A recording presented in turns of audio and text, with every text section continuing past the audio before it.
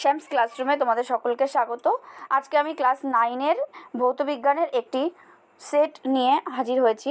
এই সেটটিতে তোমাদের দেখো যে প্রশ্নগুলি আছে খুবই ইম্পর্ট্যান্ট এবং প্রশ্নগুলি তোমরা প্র্যাকটিস করে অবশ্যই পরীক্ষা দিতে যাবে। দেখো তোমাদের এমসিকিউ এবং এসএকিউ প্রশ্নের উত্তরগুলি আমি তোমাদের আলোচনা করে দিচ্ছি। দেখো, জলের উপর দিয়ে পিঁপড়ে হেঁটে বেড়ায় তরলের কোন ধর্মের জন্য? পৃষ্ঠটানের জন্য। Option A.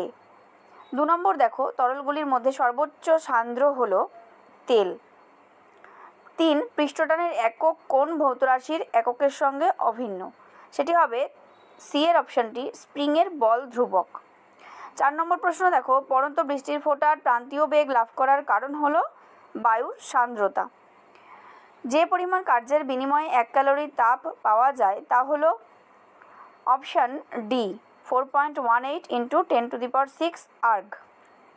6 নম্বর প্রশ্নে দেখো, স্থিতিস্থাপক গুণাঙ্কের এসআই একক হলো nm⁻²। 7 নম্বর প্রশ্ন, কোন মৌলটি সব অ্যাসিডেই থাকে? তা হলো হাইড্রোজেন অর্থাৎ H। 8 নম্বর প্রশ্ন দেখো, মিল্ক অফ ম্যাগনেসিয়া হলো কলয়েড দ্রবণ। 9 নম্বর প্রশ্ন, নির্দেশক হিসেবে ব্যবহৃত হয় মিথাইল, অপশন সি। এই হয়ে গেল এমসিকিউ টাইপ কোয়েশ্চেন, 8টা ছিল। এরপরে দেখো গ্রুপ বিতে তোমাদের 7টি প্রশ্নের উত্তর করতে হবে। 2-এর 1-এ রয়েছে পৃষ্ঠটানের মাত্রা। পৃষ্ঠটানের মাত্রা হলো mt⁻², অর্থাৎ এইভাবে লিখবে mt⁻²। এরপরে 2 দাগে দেখো 2 দাগে তোমাদের বাম স্তম্ভের সঙ্গে ডান স্তম্ভ মেলাতে বলেছে। প্রথমে 1-এ রয়েছে কি ব্যারোমিটার, এটি হচ্ছে বায়ুর চাপ মাপে, অর্থাৎ অপশান 2। 2 হচ্ছে সাইফন, সাইফনের সঙ্গে হবে কি 3-এরটা, এক পাত্র থেকে অন্য পাত্রে তরল স্থানান্তরিত করে। এবং 3-এ ভেন্টোরিমিটার হলো তরল প্রবাহের হার মাপে, অর্থাৎ অপশান 1-এর সঙ্গে যাচ্ছে। এই হয়ে গেল বাম স্তম্ভের সঙ্গে ডান স্তম্ভ মেলানো। এরপরে দেখো 3 নম্বর প্রশ্নে কি রয়েছে, রবার ও ইস্পাতের মধ্যে কোনটি অধিক স্থিতিস্থাপক? উত্তরটি হবে ইস্পাত।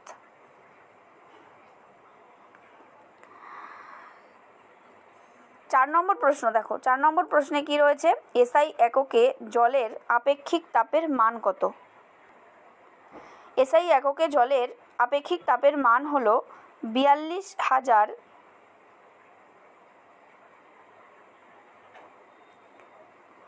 Joule per KG kelvin.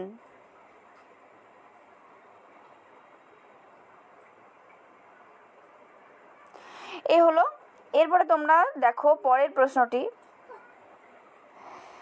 প্রশ্নটি কি রয়েছে, সত্য বা মিথ্যা লেখো। যে কোনো প্রকৃত দ্রবণই হলো সমসত্ব মিশ্রণ, এটি হলো সত্য, অর্থাৎ আমি টিক মারছি। এবং 6-এর প্রশ্ন দেখো, দাঁতের এনামেল কী নিয়ে গঠিত? দাঁতের এনামেল কী নিয়ে গঠিত? তাহলে তোমরা এখানে লিখবে দাঁত ও মাড়ি। এটি অত্যন্ত খনিজযুক্ত এবং এতে প্রায় 95% ওজনের খনিজ হাইড্রক্সাপাটাইট এবং কিছু কার্বনেট, 4% জল এবং 1%-এর কম জৈব উপাদান থাকে এবং প্রধানত প্রোটিন থাকে। নেক্সট কোয়েশ্চেনটি কী রয়েছে, জল ও পারদের মিশ্রণকে কোন পদ্ধতিতে আলাদা করা যায়?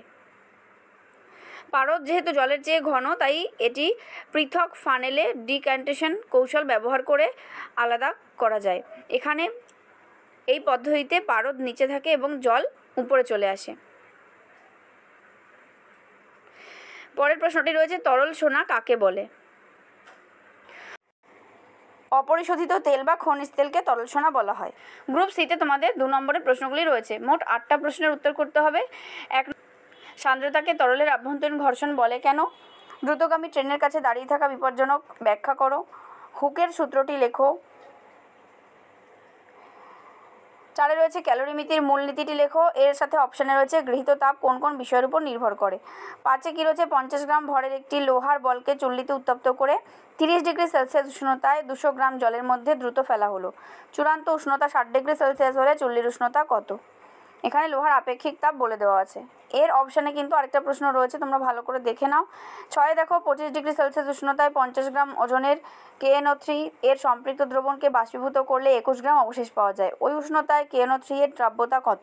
বলয় পরীক্ষা দ্বারা কোন অ্যাসিডের শনাক্তকরণ করা হয়? বলয় পরীক্ষায় উৎপন্ন বলয়ের সংকেতটি লেখো। আরহেনিয়াসের তত্ত্ব অনুযায়ী অ্যাসিডের সংজ্ঞা এবং এর অপশানেও কিন্তু একটা প্রশ্ন রয়েছে। গ্রুপ ডিতে তোমাদের 3 নম্বরের প্রশ্ন রয়েছে, 3টি প্রশ্নের উত্তর করতে হবে, এখানেও কিন্তু অপশান আছে। ভালো করে দেখো এই জায়গাটা। সাইফন কাকে বলে? চন্দ্রপৃষ্ঠে সাইফন কাজ করবে কি? অথবা জলে সম্পূর্ণ ডোবানো অবস্থায় একটি বস্তুর ওজন 50 গ্রাম ওয়াট, বস্তুটির আয়তন 15 ঘনসেমি হলে বস্তুটির প্রকৃত ওজন কত? অথবা ঘনত্ব এবং আপেক্ষিক ঘনত্বের মধ্যে একটি পার্থক্য লেখো। এছাড়া রয়েছে শিশিরাঙ্ক কি? শীত প্রধান দেশের জলচর প্রাণীরা বেঁচে থাকে কিভাবে? নেক্সট, স্টোন ক্যান্সার কি? এর কারণ উল্লেখ করো। আর একটি করে অ্যাসিড দ্রবণ, সমিত লবণ ও ক্ষারকীয় লবণের উদাহরণ দাও। এই প্রশ্নের উত্তরগুলো অবশ্যই তোমরা ভালো করে রেডি করো এবং পরীক্ষা দাও। ভালো থেকো, টাটা।